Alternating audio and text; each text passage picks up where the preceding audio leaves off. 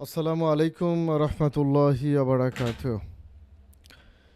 কুরবানি শুধু পশু জবাই নয় বা করার নাম নয়, এটা হলো আল্লাহ তাআলার জন্য নিজের প্রিয় জিনিস ত্যাগ করার শিক্ষা। আজ আমরা জানব কেন কুরবানি করা হয় এবং কুরবানির আসল শিক্ষা কী। কুরবানির শিক্ষা আজকে আলোচনা করি।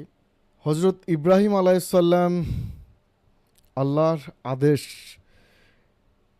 নিজের সবচেয়ে প্রিয় সন্তান হজরত ইসমাইল আলাইসাল্লামকে কুরবানি করতে প্রস্তুত হয়েছিলেন।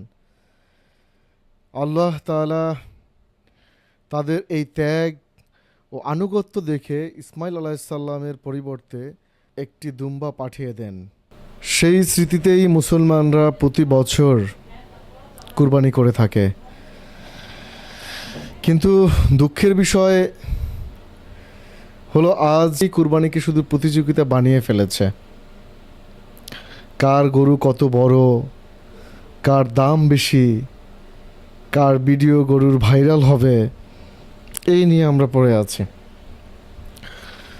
অথচ আল্লাহ বলেন, আল্লাহর কাছে পৌঁছায় না গরুর গোস্ত বা গরুর রক্ত, পৌঁছায় শুধু তোমাদের তাকওয়া। কুরবানির আসল উদ্দেশ্য হলো নিজের অহংকার, লোভ, হিংসা এবং পাপকে কুরবানি করা। যদি আমরা অন্তর পরিবর্তন না হয়, তাহলে শুধু পশু জবাই করলেই কুরবানির শিক্ষা পূর্ণ হয় না।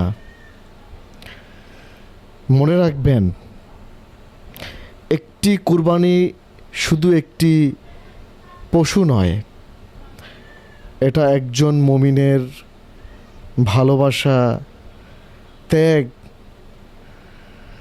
ও আল্লাহর প্রতি আনুগত্যের প্রতীক। এবারের কুরবানিতে শুধু পশু নয়, নিজের খারাপ অভ্যাসগুলোকেও কুরবানি করে দেই। আল্লাহ আমাদের সবাইকে সঠিকভাবে কুরবানি করার তৌফিক দান করুন। আমিন।